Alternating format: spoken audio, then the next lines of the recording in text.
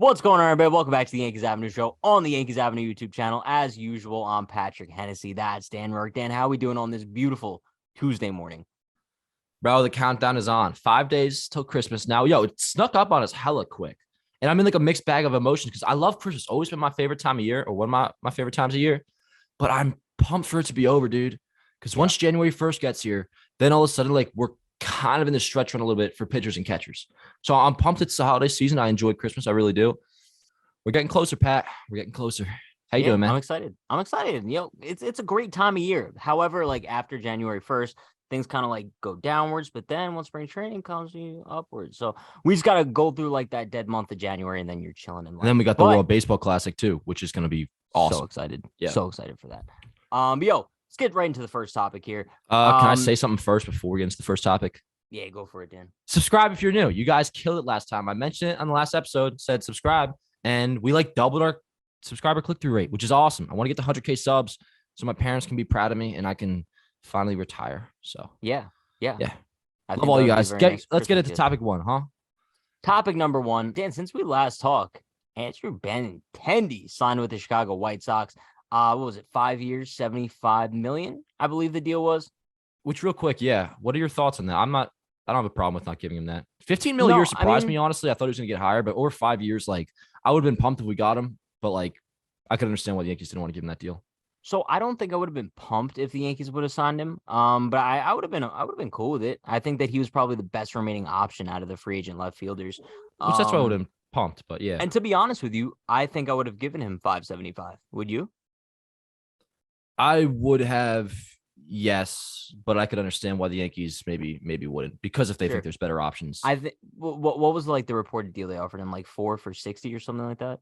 I believe maybe 4, but I don't know if they even got that far because apparently he wasn't all that interested in coming back to the Yankees. He wasn't against it, but also was maybe preferring elsewhere. You lose some. Like sometimes the girl just doesn't like you back, bro. It's always a girl analogy with you, bro. You struggling on that department? Sometimes. No, I'm chilling. Speaking of girls, bro, the hottest girl on the market right now is Michael Conforto, right? I say, listen, we're looking at the free agent outfielders left. I'm not even going to look at trades because I feel like at that point, like you could really look at anybody. As far as free agent outfielders, Michael Conforto has become my guy. I don't know if it's kind of just brainwashing because I've been watching so many Michael Conforto highlight videos lately, especially his 2021 highlight tape, just because that was like the last time we've seen him play. He didn't play at all in 2022. But even in like what's considered a down season for Conforto in 21, he was still pretty good. I mean, if you look at his defense, pretty solid. And also I think that like you take his bat and put it in Yankee Stadium, I think it might be a perfect fit. And I could understand where like the hesitancy would come from in terms of just like him not playing at all last season and coming off the shoulder injury, I believe it is, right?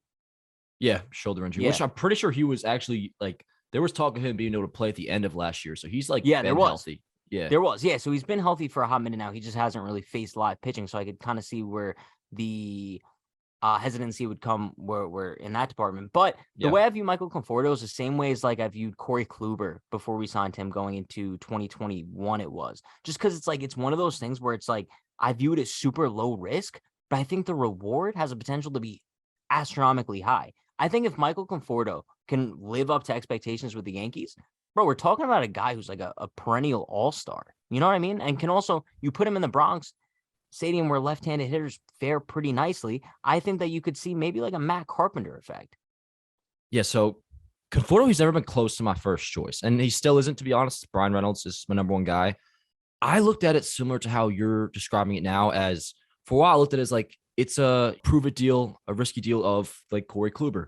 The difference though is he's only 29, man. He's in the middle of his prime. And part of me, I feel like didn't realize how good he was. I knew he was a solid player. And even like you mentioned in 2021, the worst year of his career, he still had a 344 OBP and an OPS plus above 100. So he was an above league average hitter. And yeah, man, you look at the span of 2017 to 2019, he averaged a WAR over 3, had at least 27 or more homers, went as high as 33 homers in 2019. This dude's really, really damn good. The defense isn't all that great, but if you think the contract's going to be a 1-year deal, probably around, I mean, I guess like maybe let's say 1 year, $10 million. Value-wise, it might end up really, really good for the Yankees. It's just a matter of, one, is he healthy? 2, like, how's he looking? I assume they've sent scouts to see him. So, if all those boxes are checked, I'm down for him. Although I will say he's not my number one choice. I still really would prefer Brian Reynolds, but would I be Yeah. bummed out if Conforto's guy on opening day in left field? Definitely not. No. And especially for the fact that he's a left-handed bat, which the Yankees kind of still always need. Yeah, and also it's like I view him as a realistic option, right? I don't know at this point if I necessarily view Brian Reynolds as a realistic option, just because of like all the rumors we've heard of like the package that the Pirates want in return, especially if they're not going to like deal Reynolds without getting Volpe in return. I don't really see that as a realistic possibility. So if Conforto's going to get 1 year, $10 million, let's say, because I think that that would be a fair deal for him. Not only is that less than what Joey Gallo got, but also worst case scenario in that situation, either A, Conforto gets hurt in the first half, or B, he just sucks. All right, bro, you either bench him or you dump him and you let Oswaldo take over in left field, or you go out and you get someone at the deadline. I do not think that there's anything that could go poorly as far as giving Conforto like a prove it deal. And when you compare him to some of like the other realistic left field options that we've heard as of late, whether that be like Max Kepler or Seth Brown or one of the Diamondbacks outfielders, I think the key with Conforto, bro, put that on a shirt, is that you don't have to give up any prospects. All you have to do is give up $10 million, bro, and you have a potential all-star in your outfield. I hear you, but I don't think the Yankees should be looking at it from in a way of like trying to avoid trading prospects. If you can get Reynolds for Peraza and Dominguez, not Volpe. If the Pirates want to ask for Volpe, that's hilarious. That's just not going to happen. You're not going to get that value anywhere for Reynolds. But I mean, 1 year, 10 million. That's definitely interesting. There's also another bat that kind of intrigued me a little bit. My boy Earl on Twitter brought it up. Austin Meadows is probably available on the trade market. Okay, relax. I mean, he and Conforto are kind of in like the same area right now. If you love Conforto, I don't think you can hate Austin Meadows. I prefer Conforto, but I'm just saying there's other options on the table. But as of all like the main ones that we mentioned, which Conforto was a big part of for a long time, it was always Benintendi, Brantley. Some dreamt about Nimmo. Conforto was kind of always in there, and at this point, that's really all we have left, right? So if that's what ends up happening, like I'll be cool with that. I will be, especially with the fact that, you can always upgrade at the deadline, which I think the Yankees are going to have to do regardless because their lineup, even with Conforto at his best, I think still isn't good enough to beat the Astros. Sure. Well, also, it depends what kind of Conforto you're getting, though. If you're getting 2020 Conforto, maybe. Also depends how it turns out with like Volpe and his Donaldson bounce back. Also, DJ, speaking of Volpe, now that we've kind of confirmed, because Dansby Swanson signed with the Cubs, yes, and that kind of cleaned out the shortstop free agent market, I am all in now on Anthony Volpe. All in, bro. Like now that he's the guy. Took you long enough. No, I'm saying I'm all in now in terms of like you didn't get anybody for 2 straight off seasons now. So now I have no choice but to be all in on him. You know what I mean? Dude. Like he's the guy. So now he's just got to prove it. You know what I mean? Yeah. And the whole conversation we had last week was about the pressure on him. It really is nuts, man. You think about all the free agents they passed on him twice or like 2 years in a row. And I mean, even today I was dreaming about a world where, dude, maybe they'll just give him the job on opening day. Maybe it'll actually be a legitimate spring training competition. I don't think that'll happen. I really don't. But like, dude, Volpe by May, how awesome would that be? Because in our It'll be lineup, like a Glaber situation where Glaber came up. What was it, like late April? It was like like April 25th or something like that. Which number's he wearing? You know which number's wearing. Volpe? Come on, yeah. What do I always say? Are you one of the guys that says 13? No, I give him the last single digit available, 0. I think 0 would be awesome. Oh yeah, okay. I think that's cool. I think it'd be sick. I think that's cool. Yeah. And also, if you want to give him 11, I'm cool with that too. Nah, in my franchise mode though, I signed Brandon Nimmo and I gave him 11, which I thought felt very fitting. 11's getting retired, by the way. Just saying. Not by you. Speaking of left-handed hitters, right? You know who's a left-handed hitter that the Yankees had last year that kind of came to life? Matt friggin' Carpenter. He's still a free agent, Dan. Still out on the open market. I don't know. It's kind of weird looking at Matt Carpenter because last season I kind of viewed him as just a 1 year and done, regardless of how well he played for the Yankees. I didn't really see there being a fit coming into this year. And to be honest with you, I still don't. I think that the only way Matt Carpenter comes back to the Yankees as a free agent is if he really, really passes up on other offers or doesn't really get anything better. Just because I don't think he would start on the Yankees. I don't really see there being a fit for him to like start every day on the Yankees, barring any injuries. And I think that he'll probably get offers elsewhere to start somewhere. And he will go there. Yeah, I think. Do I want him back? Yes, I would love to have him back. I think left-handed power bat off the bench works well, especially when you look at what our current bench right now is. Let's say DJ's healthy, starting at third base, Glaber at second, Volpe at short, whatever. That puts Donaldson on the bench, which would be then your right-handed power bat. You also, of course, will have your backup catcher. Oswaldo Cabrera will be a part of that, and then the fourth guy could be Matt Carpenter, Hicks. left-handed power bat off the bench. Hicks as well. I mean, I think I do have some faith that he'll actually be able to get dumped. Not Donaldson, but I think the Yankees could dump Hicks. But yeah, apparently Carpenter wants to start every day, which the Yankees definitely aren't going to be able to give him. I've also seen reports that he wants a multi-year deal, which the Yankees definitely aren't going to be willing to give him. So I would like him back. If I had a gun in my head right now, will he be back? I don't think so, but I think he fits in nicely. Like that's what the question was, right? I mean, like, does he fit into the 2023 Yankees? Absolutely. But if he's looking to start and looking to get a multi-year deal, no chance. Which it'll be a nice era to look back on, nice little chapter, you know. You know what's really disappointing about like the Matt Carpenter run is I think that it'll kind of go down in the same way that Edwin Encarnacion did, maybe to a little bit of a higher degree, but in the sense of it ended very, very poorly. So I don't think that people are going to remember it for as good as it was, you know, because I was looking back at Edwin Yeah, Encarnacion the but other day. And Edwin his came back. He 2019 came over with expectations, though, you know, and his injury no, situation was also a little different. Like it was a tough blow that he came back right after he got hurt, like for the playoffs. But he also had a good ALDS, and then it totally shit the bed in the ALCS. no, I know. But you know what I mean? In terms of like a guy that is going to get forgotten in Yankees lore, even though that they were better than remembered. I don't know I if think we Carpenter will look be back at forgotten Matt Carpenter in 'cause 5 years. I don't know if people will still look at him as like, yeah, he was the guy. I think they will, just for the fact that he was, you know, he was washed up when he came over here and he was a fan favorite. Dude, one of the most chilling moments I can remember, at least from this year, was, dude, Carpenter's first at bat when he was pinch hitting at Yankee Stadium, the ALDS. The reception he got, man, was one of the louder ones I've seen in the new Yankee Stadium. Yeah, Honestly, bro. that I was was so like there. I got. Wait, Yeah, it was was I? game two, I believe. I think you were. Yeah, ALDS I game think two. I so. believe you were there. Yeah, I think so. but no, yeah, that was sick. I think Carpenter will be like. I could almost see that being like the shortest stint to ever show up at an old timers day. To be honest, I could see that. Yeah, bro. I As like crazy as that Carpenter. sounds, he's a How good could dude. you No, not? How could you I not, like to have bro? him back. I don't know Yeah, if it's going to happen, but we're I both in agree. agreement about that though. Like we would If welcome he him falls back. into their lap, yeah, Yeah. yeah. But yo, speaking of free agency here, Dan, give me one random free agent that you would love to see the Yankees go after. All right, and let me like make sure everybody knows that this question is completely random. So, you know, no contracts going into this. No, like, don't even think about the position and where they would fit into the roster. Sure. Just a free agent who you might miss and wish it worked out and want him back. Pat, I would love Gary Sanchez on the Yankees. I would love it. I would love it. I miss him so much. I really do. Like, I do think about, you know, I try not to be a what could have been kind of guy, but, you know, when he's hitting 35 homers a season in my franchise and LB the show, it's hard not to think about, yo, what if he was back in the Yankees? But no, it ain't gonna happen. Of course, you know he's gonna. Some people think he may sign with the Red Sox. Even he'll get a 1 year deal, but it'll probably be a little. I don't think even if it was a good deal, I don't think the Yankees would want him back. But do I dream of a world where Gary Sanchez could come back to New York and Don 24? I take that 24 versus Carpenter's 24. No, I'm just kidding. I miss puppy dog Gary, bro. I miss him so much. I miss the his little highs. puppy Like, dog face when he would miss like that was a cool a time. pass ball, you know. Yeah, dude. Remember that that awful tag in Citi Field? That's one. Or Yeah, not tag, I should say. But yeah, and like Gary's 2019, for example, one of the best memories I have like in a season was like when he, got to a great start in his career, fell off in 2018, and then bounced back with that awesome first half where he was like an MVP candidate. Dude, he was my guy. Like Gary was Judge before Judge for me, to be honest. Like in 2016, I mean, it was easy to feel this way, but in 2016, bro, like I was having captain talks about him, my little shithead ass in like history class when I was 15 years old. You know what I'm saying? Like he was the guy. Bro, I feel like I bring up this story all the time, but it's like perfect timing for it.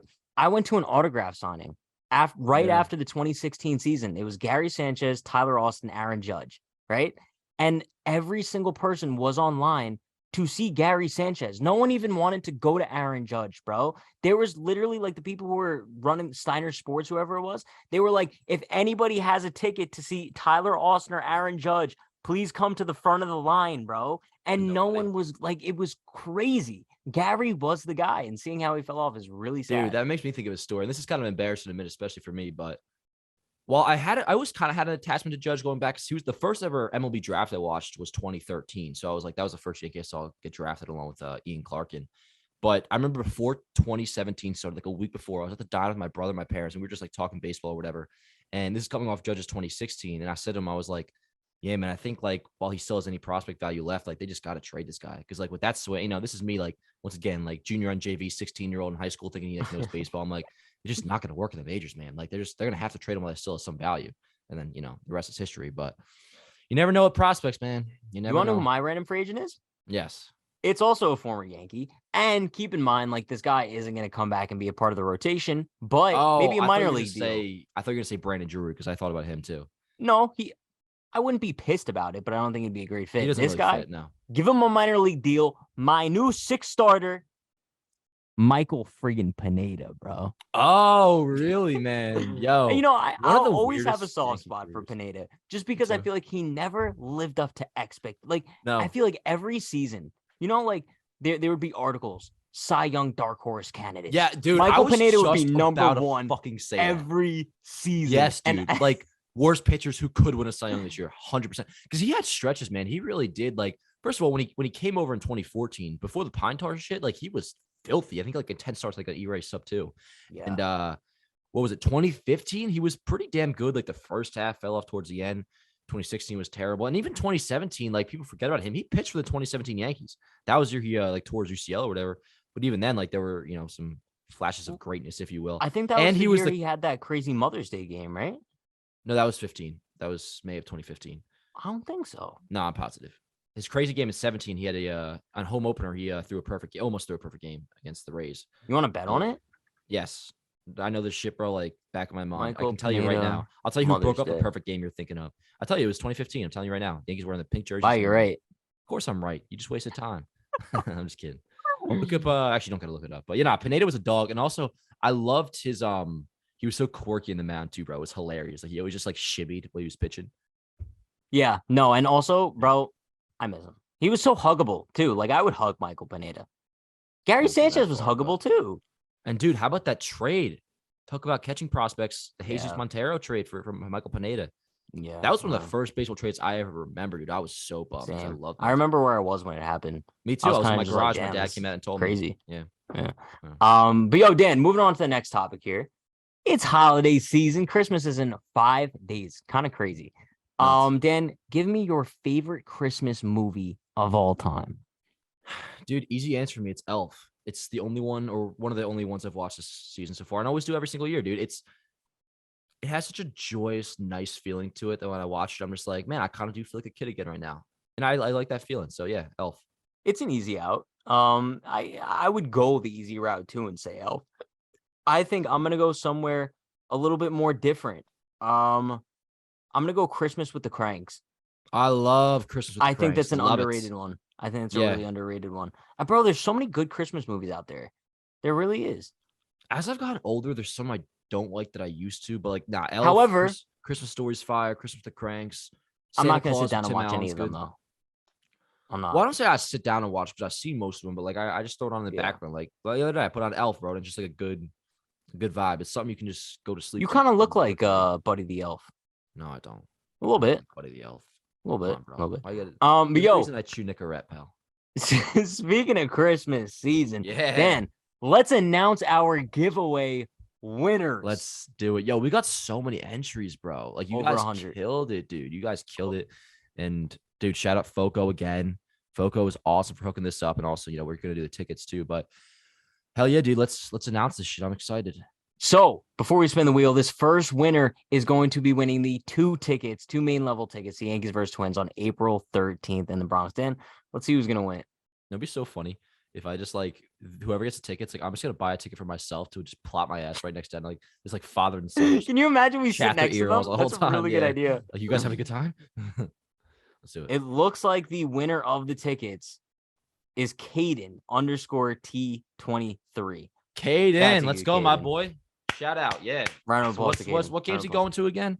April 13th, Yankees versus Twins in the Bronx. He has 2 main level tickets. Hell yeah, bro. Go with your dad or go however you want. Pat, how do they go about getting these again? Like they gonna hit you up? Yeah. I'm gonna be I'll be contacting them. If they don't respond in 24 hours, the giveaway goes to somebody else. So you're on the clock, Caden. Congrats, my boy. Shout out to you, Caden. Let's remove him from the wheel so he doesn't win it. Actually, we should remove people from the wheel if they win a gift, right? We don't want people winning multiple things. We can always spin it again type shit, but yeah. All right. This next winner is going to be winning the hoodies. The very nice, fluffy hoodie from Foco. Bro, those Let's see who's hoodies are taking that so one. nice. So props to whoever gets this.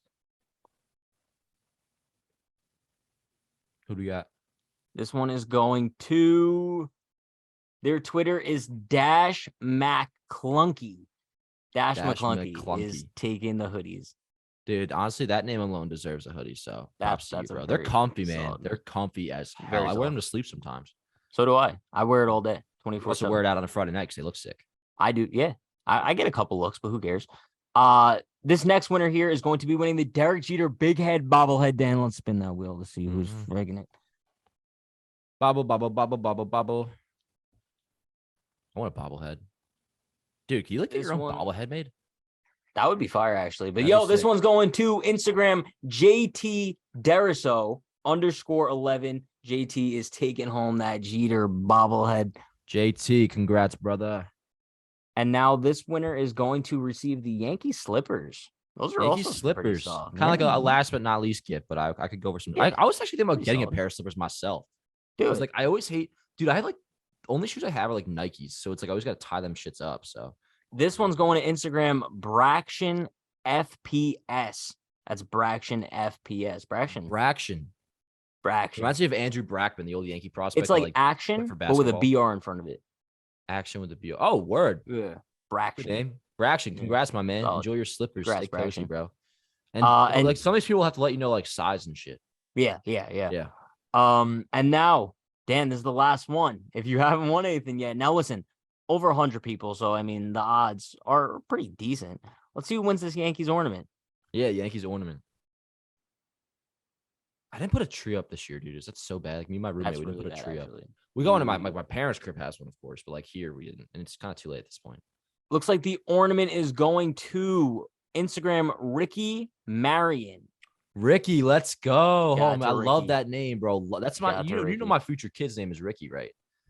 Ricky. I've told everybody that. Hell yeah, Ricky Rourke. I think you told me that before. Yeah, it has like Mickey Mantle vibes. But yo, congrats, Ricky. Cool. Congrats everybody who won. Dude, said it a million times. We appreciate you guys so much. It's like our kind of our way of giving back and stuff. Yeah. So enjoy your gifts. Pat, shout out to everybody who has something to say and tell everybody that you love them because they kind of think you hate them because you never tell them that like you love them, that you're appreciative. Whereas I do it all the time, so it's like like the love's not shared. Nah, bro. Like first of all, shout out to everybody who entered. Obviously, everybody couldn't win, but Dan, I think this is something we should do like a lot more in the future. Just like giveaways, especially like during the season for tickets and stuff to like send people to games. I think that's sick. We're definitely going to be doing more giveaways, so stay tuned for that. But yeah, shout out to all you guys. I know like everyone kind of had to DM me with proof. Shout out to everybody who kind of like gave us such nice messages, bro. Handling all this stuff. Sorry, I didn't mean to interrupt you. Thanks. No, bro, we got so many nice messages like, oh, love the show. I listen at work. We love all you guys so much. We appreciate the support so much. It keeps us going. This show is staying forever, bro. We're only going to keep going up and up and up. So stay tuned for all that. Hell yeah, bro. Absolutely. I guess it's going to wrap up this episode. But shit, I almost said happy holidays, but not yet. No, we got one more episode coming up. A fun one. Yeah, which me and Pat will be, I don't know if we told them this yet or not, but revealing our gifts to each other. That'll be dropping Friday, which is December 23rd. So yeah, one more episode before Christmas. And then heads up, we're not going to have an episode a week from today-ish. The next one will be the following Friday after Christmas, just to let you guys know. And yeah, good episode today, man. That was fun. Beautiful. Dude, I mean, we're getting to the point now where every big free agent is signed. A lot of the major deals have been done already. So like kind of in the cold zone a little bit, but we'll keep it real, bro. Twice a week. Yankees Avenue Show ain't going nowhere. Good one today. And yeah, subscribe if you're new. Drop a like, drop a comment, subscribe, all that nonsense. I just said that twice. See you guys next time. Let's go Yankees.